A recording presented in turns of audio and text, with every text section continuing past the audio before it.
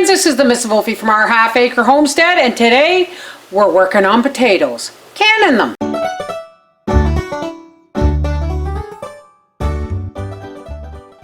Before I get to washing and cutting up these potatoes all to the right size, you're going to want a stock pot, and you're going to want it about a little over half full of water, and you're going to want to bring that to a boil. Now there's a lot of controversy. By the way, whoever sent me this little crocheted scrubby, I'm forever in your debt. I'm going to make this water warm because my hand is getting really sore here. This one here, it's all in here, it's swollen. Anyway, this works great for cleaning eggs and scrubbing potatoes. Now I don't want my pieces to be any bigger than that. So I'm going to start with the small ones. Now, there's a lot of controversy about whether or not you par cook your potatoes before canning. I'm going to say, honestly, the only time that I've ever had a problem with canning potatoes is when I didn't blanch them. So get your stock pot boiling. There, that's easier. So this is the size I want them for canning. I love canned potatoes.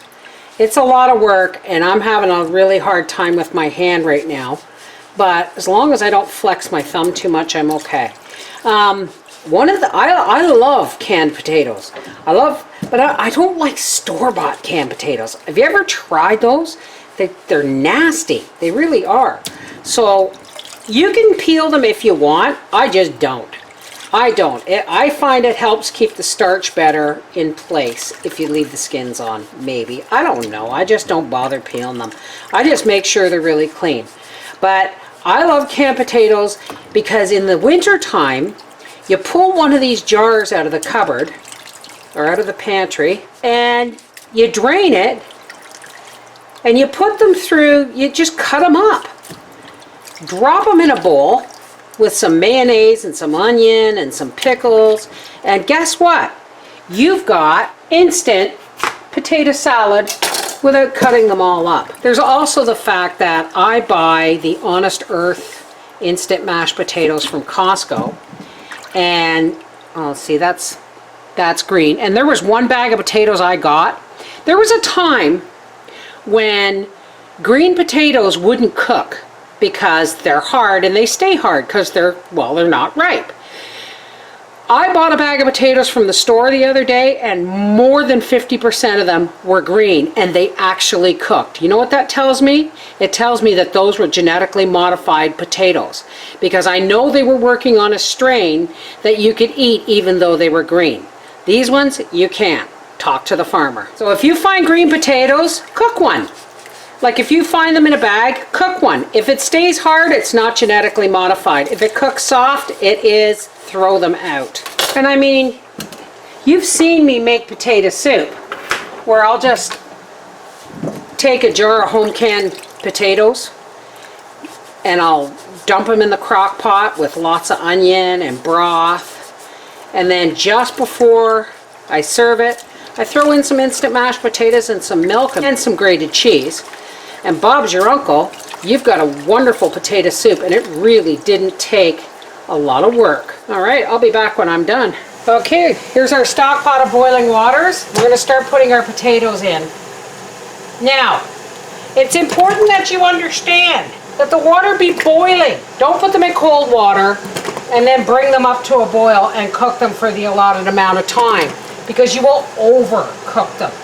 This is a cross between parboiling and blanching. Now I'm just going to cover them, bring them back up to a boil, and then simmer them for 5 to 10 minutes depending on the size.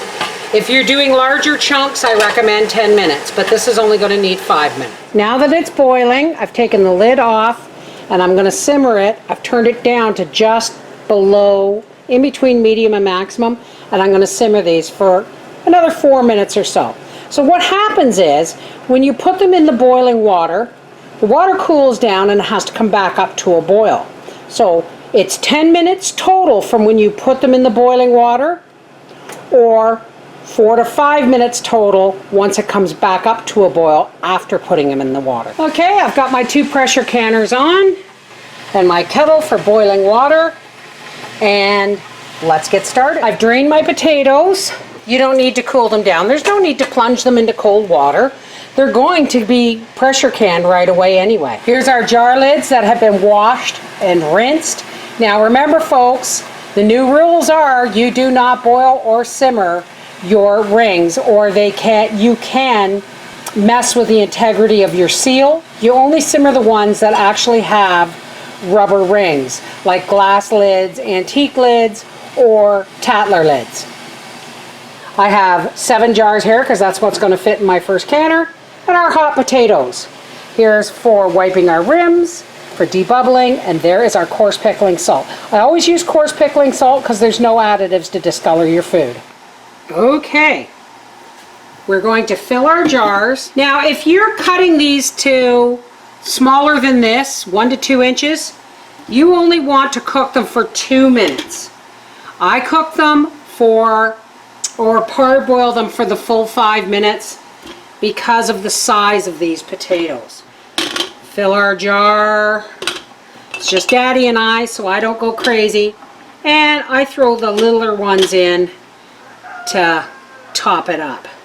Teaspoon of salt, boiling water to 1 inch from the top.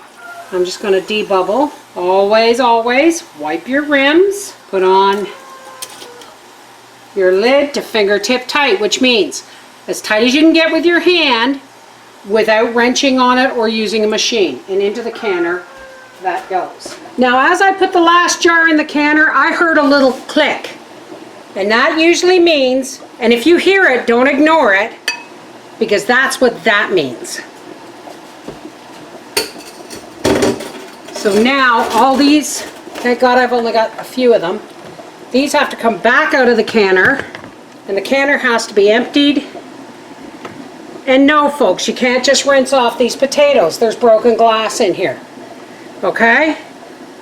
So, lesson learned. Okay, we're back. I strained the water because it was boiling, and I'm reusing the water just for canning. But you can't reuse the potatoes, of course. Okay. And as soon as this starts to vent a steady stream of steam, we will vent our pressure canners for 10 minutes. Folks, make sure it is a steady stream of steam, and make sure that you vent it fully for 10 minutes. Why? These are, I'm all sweaty, I'm sorry. These are pressure canners. Venting the steam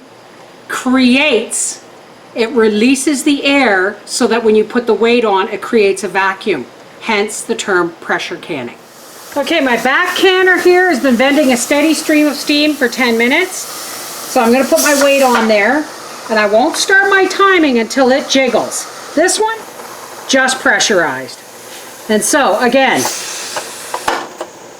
we won't start timing these until they jiggle. Okay, that's our first jiggle from this one. And we're just about to get the second jiggle here. I timed this perfectly. And now we're going to set our timers to 40 minutes. 40 minutes for quarts, 30 minutes for pints. As tempting as it may be to think about going out to the pool for those 40 minutes, never ever leave your canners unattended. Wait until you've shut them off before you have your cold shower or dip in the pool. Our timers have gone off, and now we shut off the canners and let them cool naturally. Do not wiggle the weight, do not jiggle the pot, do not immerse it in cold water, and yes, for God's sakes, don't try and take the lid off until you can touch this comfortably. And there they are, the first 8 quarts. This is the Mrs. Wolfie from our half-acre homestead saying 8 down, probably 16 to 24 more to go. Take care, God bless.